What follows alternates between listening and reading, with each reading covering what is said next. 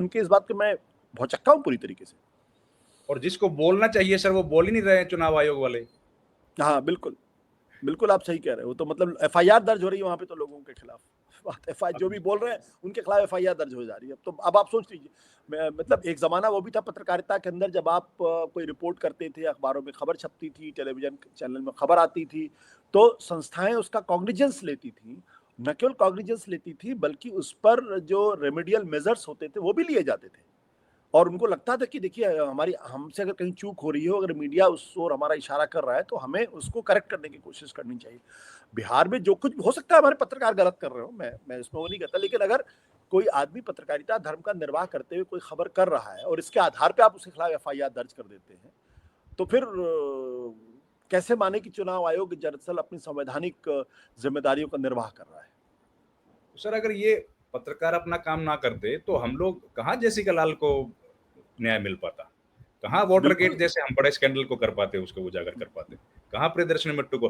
तो सर मैं चुनाव आयोग के बारे में अगर ये पूछूं आपसे कि इलेक्शन कमीशन जिस तरह से काम कर रहा है, और एसआईआर पर तो आपने बहुत काफी बातें कही हैं, तो इस पर आपका क्या आकलन है कि जो पूरा तरीका अपनाया गया है, 65 लाख लोगों का वोट डिलीट कर दिया गया है, और इसके पहले भी अगर मैं हरियाणा का भी चुनाव का जिक्र करूं तो 90 विधानसभा सीटों में से 46 विधानसभाएं ऐसी हैं जिन पर कोई ना कोई उम्मीदवार कोर्ट गया है, कि उनको उस फैसले पर आपत्ति है और इलेक्शन में धांधली का वो आरोप लगा रहे हैं। तो इस तरह का इलेक्शन कमीशन की साख तो पहले कभी गिरी नहीं।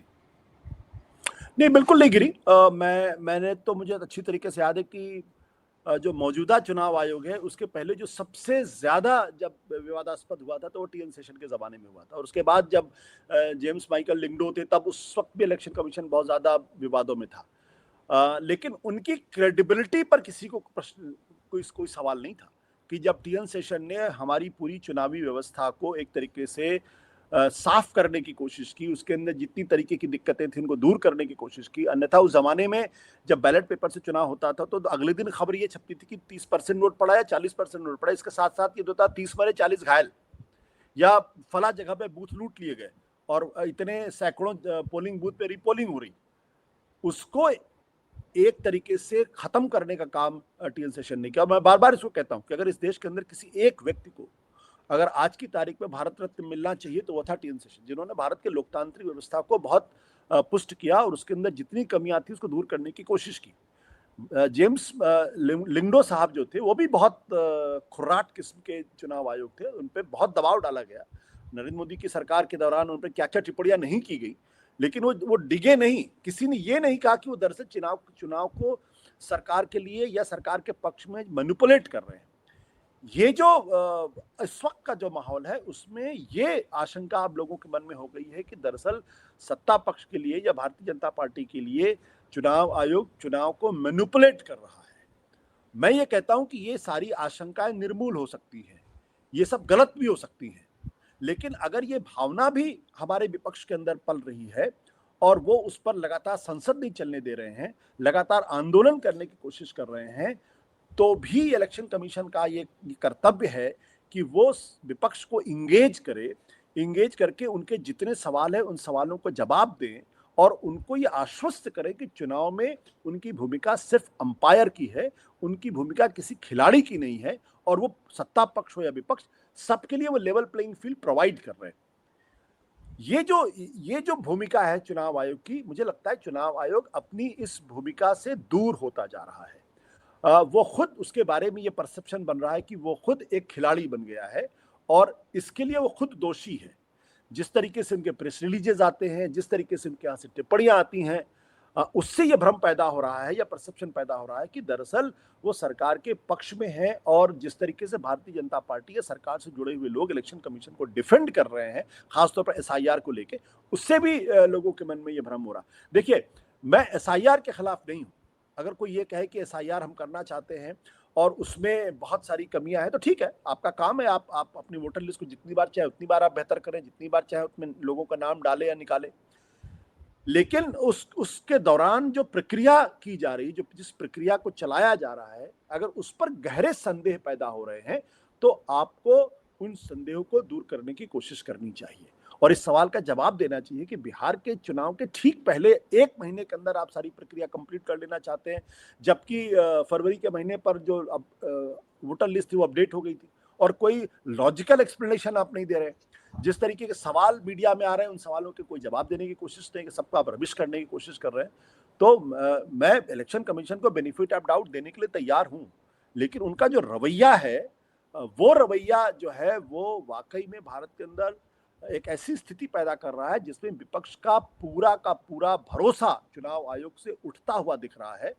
ऐसे में अगर चुनाव होंगे भी तो भी उसकी विश्वसनीयता खतरे में पड़ेगी, और अगर चुनाव की विश्वसनीयता ही खतरे में पड़ जाएगी तो भारत में जो लोकतंत्र है, लोकतांत्रिक व्यवस्था है, वो भी अपने आप में अविश्वसनीय हो जाएगा।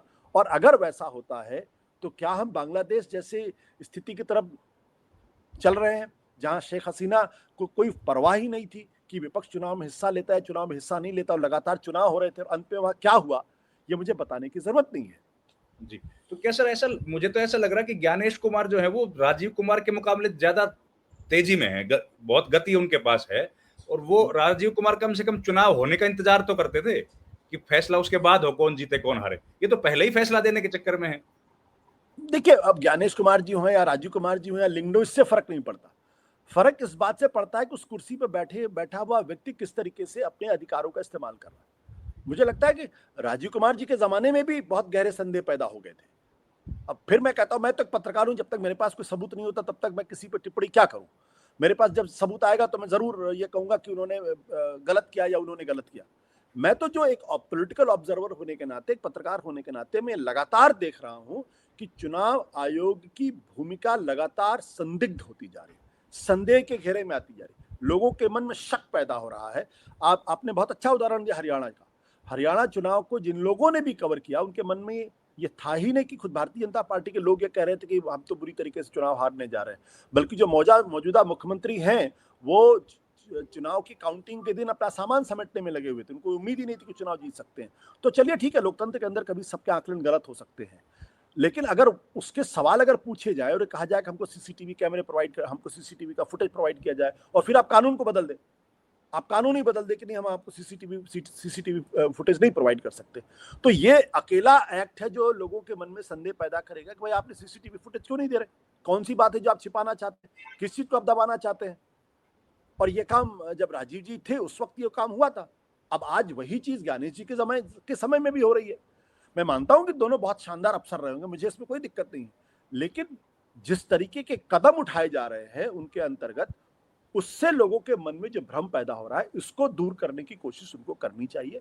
देखिए, इतिहास बहुत निर्मम होता है, और आज हो सकता है आपको बड़े फायदे नजर आ रहे हो, लेकिन जब इतिहास जब आकलन करता है तो किसी को नहीं बख्शता। हम आप आज भी तकरीबन 30 साल से ज्यादा का वक्त हो गया है और हम टीएन सेशन के बारे में बातचीत कर रहे हैं, और टीएन सेशन का नाम मैंने तो व्यक्तिगत तौर पे कवर किया। टीएन सेशन ने तो मेरे साथ, मैं कह सकता हूं कि मैं बहुत यंग रिपोर्टर था, लेकिन मेरे साथ कई बार अभद्रता की उन्होंने, कई बार वो मेरे ऊपर चीखे चिल्लाए हैं, कई बार एक बार तो ऐसा हुआ कि हम उनका इंटरव्यू लेने उनके घर चले गए, हमारे किसी कैमरामैन की कोई गलती थी, तो वो न केवल मेरे पर बुरी तरीके से चीखे, बल्कि उन्होंने मेरे सारा सामान बाहर फेंकवा दिया, और ऐसा सिर्फ मेरे साथ नहीं किया, एक और बहुत वरिष्ठ पत्रकार थी, उनके साथ भी उन्होंने इस तरीके से किया। एक बार तो ऐसी स्थिति पैदा हो गई थी कि वो, जब हम लोग, दरअसल इतनी खबर आती थी इलेक्शन कमीशन से कि उनके दफ्तर के चौखट पर हम लोग बैठ जाते थे, जब बाहर निकलते थे तो हम उनके सामने माइक लगा देते थे, तो कभी वो बोलते थे कभी नहीं बोलते थे। एक बार बहुत ज्यादा कोई बड़ी मीटिंग हुई थी, तो हमने गाड़ी में बैठे, हमने अपना माइक उनके शीशे के अंदर डाल दिया। अब उन्होंने मेरा माइक पकड़ लिया, अब मैं इधर खींच रहा हूँ, उधर खींच रहे, ऐसी स्थिति थी। और बहुत गुस्सैल थे, बहुत ज्यादा टीएन सेशन बहुत गुस्सैल आदमी थे, और उनका जो गुस्सा था वो वॉल्केनिक था, वो मतलब वो फिर आपा खो देते थे वो। लेकिन मैं आज जब उनके बारे में बातचीत कर रहा हूं तो मेरे मन में उनके प्रति किसी तरीके का कोई कलुष नहीं है। मुझे लगता है कि उन्होंने संवैधानिक जो चुनाव आयोग में जितनी गड़बड़ियां थी उसको उन्होंने ठीक किया, और उसको भारत के लोकतंत्र जो रास्ते से भटकता हुआ दिखाई पड़ रहा था उसको सही रास्ते पे लेके आया। क्या मैं मौजूदा चुनाव आयुक्तों के बारे में ये बात कह सकता हूं? नहीं कह सकता। क्या इनके पहले जो चुनाव आयुक्त थे, मुख्य चुनाव के, उनके बारे में कह सकता हूं? नहीं कह सकता। हो सकता मेरा आकलन पूरी तरीके से गलत हो, लेकिन अगर मेरे मन में यह शंका है, आशंका है, तो हिंदुस्तान के न जाने कितने करोड़ों लोगों के मन में आशंका है। ये आशंका दूर करने का काम उनका है, क्योंकि अगर ये आशंका बनी रहेगी तो भारत के लोकतंत्र में लोगों का यकीन धीरे-धीरे कम होने लगेगा। आपने एक बात बताई, एक बात मैं बताता हूँ सर। हुँ, आपके ज़माने में आप लगा देते थे शीशे के सामने माइक, हुँ, और हुँ, अब जो ग्रुप बना हुआ है व्हाट्सएप का, जर्नलिस्ट का, हुँ, हुँ, उसमें खबर ही नहीं आती है। हुँ, खबर आती है एएनआई के कान में बोलते हैं सूत्र, हुँ, और कहीं खबर ही नहीं। जो ऑफिशियल रिलीज आनी चाहिए वो भी नहीं मिलती सर, व्हाट्सएप ग्रुप्स में भी हुँ, नहीं आती। बताइए, ये हालत इलेक्शन कमीशन की है। तो मैं हुँ, आखिरी सवाल सर, राहुल गांधी कुछ कह रहे हैं, उनके पास बड़े धमाके एटम बम है, हुँ। और उसका इंतजार तो सबको है ही। देखिए, उन्होंने जो जो हिंट किया है और जो कांग्रेस पार्टी के लोग भी जो हिंट कर रहे हैं कि दरअसल कर्नाटक विधानसभा चुनाव के दौरान या कर्नाटक लोकसभा चुनाव के दौरान, लोकसभा जी। कर्नाटक चुनाव के दौरान एक किसी कॉन्स्टिट्यूएंसी का इन लोगों ने अध्ययन किया, शायद बेंगलोर रूरल की कोई कॉन्स्टिट्यूएंसी, उसका उन्होंने अध्ययन किया है। और उनके मुताबिक ऐसा उनको लगता है कि उनके पास कुछ ऐसे सबूत मिले हैं या कुछ ऐसी जानकारियां मिली हैं जिसके आधार पर उनका कहना है कि चुनाव आयोग की भूमिका बहुत संदिग्ध है और उन्होंने भारतीय जनता पार्टी को जिताने की कोशिश की है। ये कांग्रेस के नेताओं का दावा है और उनका कहना है कि अगर ये बात ये तथ्य जिस दिन सामने आएगा उस दिन चुनाव आयोग के पास किसी तरीके का कोई जवाब नहीं होगा और वो पूरी तरीके से ध्वस्त हो जाएगा।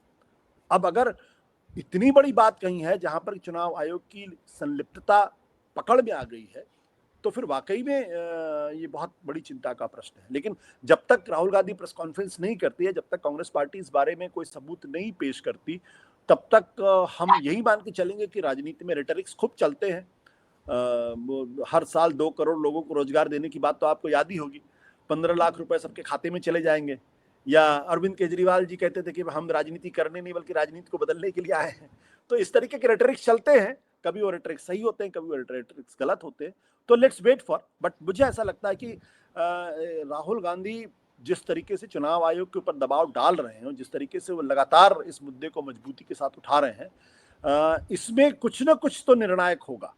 अब वो सत्ता पक्ष की तरफ से निर्णायक होता है, चुनाव आयोग की तरफ से निर्णायक होता है, या फिर विपक्ष की तरफ से कोई निर्णायक चीज होती है, वो अब ऐसे ही नहीं जा सकता ये, अब क्योंकि स्थितियां बहुत अलग होती हुई दिखाई पड़ रही। सर आपने वक्त दिया, आपका बहुत बहुत धन्यवाद। Thank you very much sir. बहुत डिटेल में, थैंक यू, तफसील में हर मुद्दे पर बात बताई। Thank you very much. Thank you Ravi, thank you.